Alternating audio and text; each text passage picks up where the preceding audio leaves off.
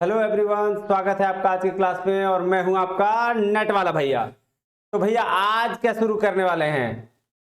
आज शुरू करने वाले हैं यूजीसी नेट पेपर 1 की सिलेबस की पूरी डिस्कशन, जिसमें भैया क्या फायदा होगा इससे। देखिए भाई साहब, ये जो है ये आपका ब्रह्मास्त्र है। सिलेबस इज ऑल अबाउट ब्रह्मास्त्र। क्या ब्रह्मास्त्र है भैया? कैसे ब्रह्मास्त्र है? आप किसी युद्ध में जा रहे हो, सपोज करो आप सेना में हो और युद्ध में जा रहे हो, आपने अपना बंदूक छोड़ दिया, क्या होगा फिर? गए खलास, कोई काम नहीं आपका। ठीक उसी प्रकार जब भी आप किसी एग्जाम की प्रिपरेशन करते हो तो सिलेबस उसमें सबसे ज्यादा इंपॉर्टेंस रखता है और बहुत ही बड़ा रोल प्ले करता है। हम करते क्या है, किसी भी एग्जाम की जानकारी लेते हैं और उसके एग्जाम की प्रिपरेशन में जुट जाते हैं और हमें पता ही नहीं होता कि सिलेबस एक्चुअली में है क्या। बहुत ज्यादा नहीं, थोड़ी बहुत देख लेते हैं, हो गया। मेरे हिसाब से अगर किसी भी एग्जाम की आप प्रिपरेशन कर रहे हो तो सबसे पहले उसकी हैंड आउट प्रिंट आउट निकाल लो। आप उस सिलेबस की प्रिंट आउट आपके पास हमेशा होनी चाहिए और उसे ध्यान से पढ़ो, समझो। अगर आपने सिलेबस को कवर कर लिया तो आपकी आधी प्रॉब्लम ऐसे ही सॉल्व हो गई। क्या सर सही बोल रहे हो भैया? आप एकदम सही बोल रहे हो। हाँ बिल्कुल एकदम सही बोल रहा हूं। तो आज हम उसी सिलेबस की डिस्कशन करने जा रहे हैं जो कि है पेपर 1। तो देर ना करते हुए चलिए चलते हैं डिस्कशन में। देखिए अभी आपके सामने आपके स्क्रीन पर दिख रहा होगा वो पेपर 1 का है और ये यूजीसी नेट के द्वारा दिया गया सिलेबस है। नहीं तो इसमें देखिए बेसिकली आपको बहुत अच्छे से पता है कि इसमें 50 क्वेश्चंस पूछे जाते हैं और ऐसा सिलेबस में लिखा हुआ है कि हर यूनिट से 5 क्वेश्चन कंपलसरी होता है। बट अभी के कुछ ईयर्स में, 1-2 सालों से ये ऐसा नहीं देखा जा रहा। सिलेबस में ऐसा जरूर लिखा हुआ है लेकिन ऐसा देखा नहीं जा रहा। तो क्या पूछा जाता है, कैसे पूछा जाता है, आइए देर ना करते हुए डिस्कस करते हैं, है ना। सबसे पहले आप देखो ये पेपर, सबसे पहला यूनिट जो है वो आपका है टीचिंग एप्टीट्यूड का। टीचिंग एप्टीट्यूड में क्या पढ़ना है? तो टीचिंग एप्टीट्यूड में आपको टीचिंग के बारे में पढ़ना है कि टीचिंग होती क्या है, उसके कॉन्सेप्ट्स पढ़ने हैं, ऑब्जेक्टिव, लेवल ऑफ टीचिंग, है ना। 3 लेवल ऑफ टीचिंग होते हैं, वो पढ़ना है। क्या क्या? Memory level, understanding level, reflective level, है ना। कैरेक्टरिस्टिक्स पढ़ना है कि टीचर के क्या क्या कैरेक्टरिस्टिक्स हैं, उसके बेसिक रिक्वायरमेंट्स क्या हैं। और क्या पढ़ना है? देखो टीचिंग का पार्ट में हमने टीचिंग कवर किया, अब आ जाते हैं लर्निंग के पार्ट में। तो लर्निंग के पार्ट में लर्नर के कैरेक्टरिस्टिक्स को पढ़ना है ना। Characteristics of adolescent and adult learner पढ़ना है। इसमें से एकेडमिक, सोशल, इमोशनल और कॉग्निटिव, ये इसमें क्या अंतर है इसको भी समझना है। इंडिविजुअल डिफरेंस, देखो टीचिंग से तो बहुत सारे मॉडल्स भी आते हैं, इसमें मेंशन नहीं है लेकिन इसमें बहुत सारे मॉडल्स आते हैं। हम हर एक चीज को बहुत अच्छे तरीके से पढ़ेंगे। फिर क्या है? फिर factor affecting teaching, teacher related, teacher कैसे अफेक्ट करता है ना। उसके बाद लर्नर का क्या इफेक्ट है, सपोर्ट मटेरियल क्या क्या चीजें होती है, ये सारी चीजें हम पढ़ेंगे आगे। लर्निंग एनवायरनमेंट और इंस्टीट्यूशन क्या क्या इम्पैक्ट है वो पढ़ेंगे। मेथड ऑफ टीचिंग, जिसको हम लोग टाइप्स ऑफ टीचिंग भी कह सकते हैं। हायर लर्निंग में कौन कौन से होते हैं, जैसे teacher centre method, learner centre method, है ना। ऑफलाइन ऑनलाइन मेथड, इसका स्पेशल जिक्र है, ठीक है। स्वयं प्रभा, ये तो बेसिकली हम लोग आईसीटी में भी पढ़ेंगे, इसमें भी दिया हुआ है, लेकिन हमें टीचिंग में भी थोड़ी बहुत देखनी है। और क्या पढ़ेंगे और थोड़ा देखते हैं आगे। देखिए टीचिंग सपोर्ट सिस्टम, ये भी एक यूनिट है जिसके बारे में हम डिस्कस करेंगे, है ना। और आगे इवेल्युएशन सिस्टम। देखिए इवेल्युएशन सिस्टम से तो सवाल आते ही आते हैं, है ना।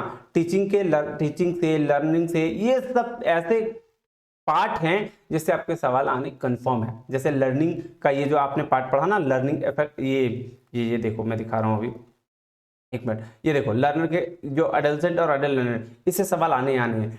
लेवल्स ऑफ टीचिंग से क्वेश्चंस रहता ही रहता है ना। तो आप आगे बढ़ते हैं। दूसरा जो पार्ट है, दूसरा यूनिट है, वो है रिसर्च एप्टीट्यूड का। रिसर्च एप्टीट्यूड में क्या पढ़ेंगे भैया? तो रिसर्च में हम सबसे पहले कि रिसर्च का मतलब क्या होता है, ठीक है। उसके टाइप्स पढ़ेंगे।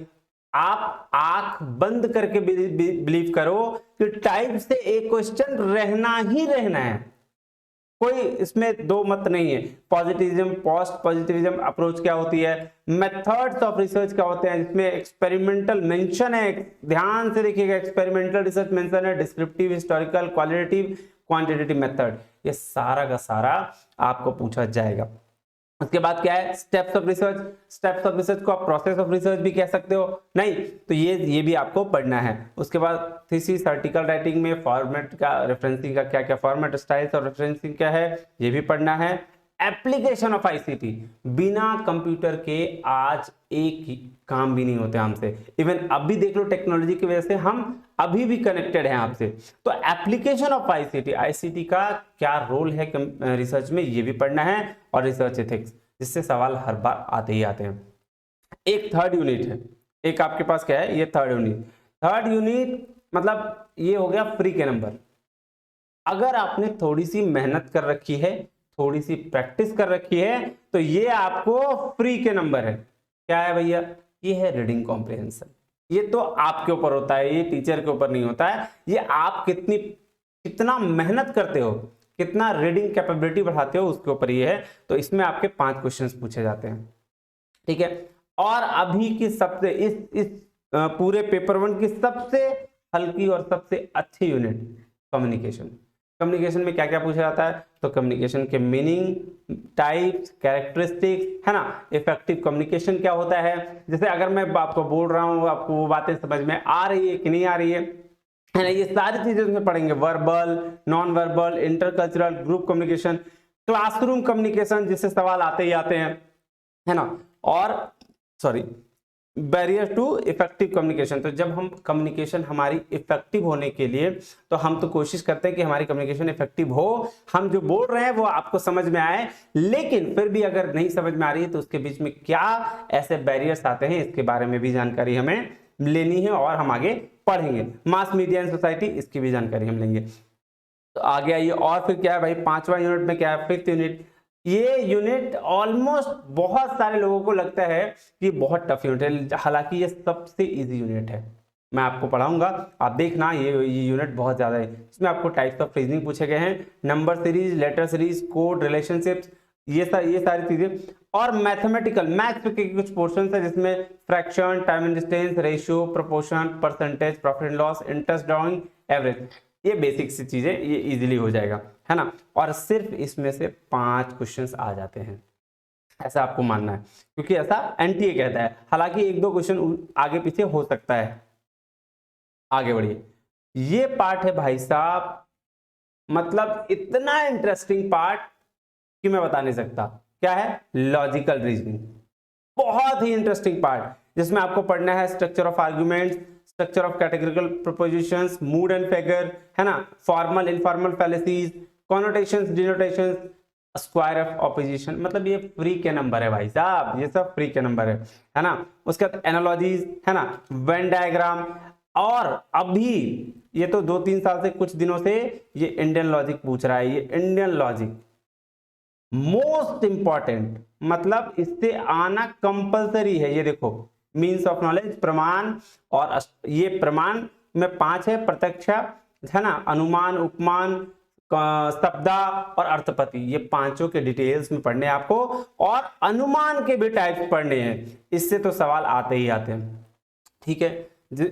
हो गया सर, और क्या पढ़ना है, और आपको आगे देखना है डीआई। जब आप मैथ्स थोड़ी बहुत देख लोगे, तो डीआई भी आपके फ्री के नंबर है। डीआई क्या है, फ्री के नंबर है। ये 5 क्वेश्चन यानी कि 10 नंबर, है ना, ये फ्री के नंबर है। इसको भी हम लोग बहुत अच्छे तरीके से करेंगे, आपको टेंशन लेने की कोई जरूरत नहीं है, आप बस बने रहिए। आ गई इंफॉर्मेशन एंड कम्युनिकेशन टेक्नोलॉजी। देखिए, हम समझते हैं कि इसमें सिर्फ और सिर्फ कंप्यूटर है, लेकिन इंफॉर्मेशन एंड कम्युनिकेशन टेक्नोलॉजी में बहुत सारी चीजें आती हैं। जैसे आपको जनरल एब्रिविएशन भी पढ़ने हैं, इंटरनेट पढ़ना है, ईमेल, ऑडियो, वीडियो कॉन्फ्रेंसिंग, सारी चीज पढ़ना है।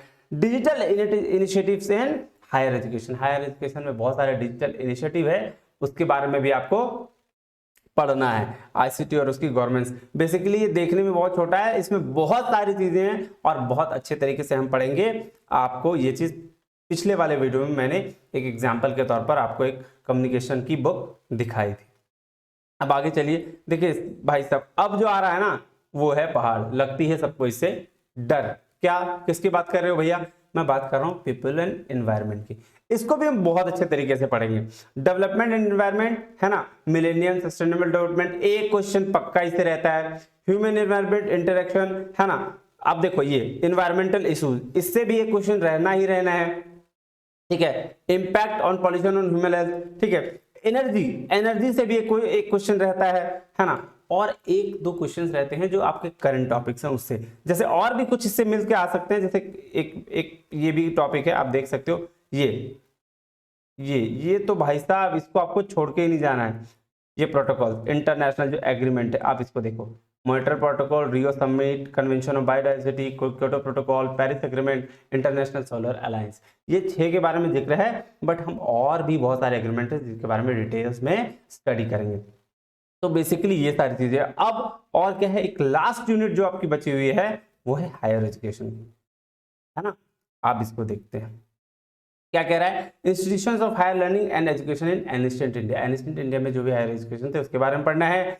उसके बाद प्री इंडिपेंडेंट और पोस्ट इंडिपेंडेंट पढ़ना है, ओरिएंटल, कन्वेंशनल और नॉन कन्वेंशनल लर्निंग पढ़नी है ना, जिसमें आपके नॉन कन्वेंशनल में इग्नू वगैरह आते हैं, है ना। प्रोफेशनल, टेक्निकल और स्किल बेस्ड एजुकेशन के बारे में डिटेल में हमें पढ़नी है। वैल्यू एजुकेशन क्या होता है, एनवायरमेंटल एजुकेशन क्या होता है, ये पढ़नी है। अब देखो पॉलिसीज, गवर्नमेंट और एडमिनिस्ट्रेशन, इससे आप क्वेश्चन आते नहीं है, ये तो ना के बराबर है, फिर भी देख लेंगे, अगर हमें पढ़ना होगा तो इससे भी पढ़ लेंगे। अभी देखो नोट में क्या लिखा हुआ है कि 5 questions each carrying 2 marks are to be set from each module. देखो ऐसा बोला गया, मैंने आपको पहले बोला ना सिलेबस में डिस्कशन है कि 2 मार्क्स के हर क्वेश्चन होते हैं और 5 हर यूनिट से आएंगे। और whenever graphical pictorial are set to be cited candidate a passage followed by equal number of questions and the weightage of visit visually impaired candidate। तो ये भी सेम चीज है, ठीक है। बस तो आपका सिलेबस हो गया कंप्लीट, और सिलेबस कंप्लीट हो गया, इसके बाद क्या करना है, बस इसको पढ़ना है, ठीक है, और अपनी शुरुआत करनी है किसकी, आगे की पढ़ाई की।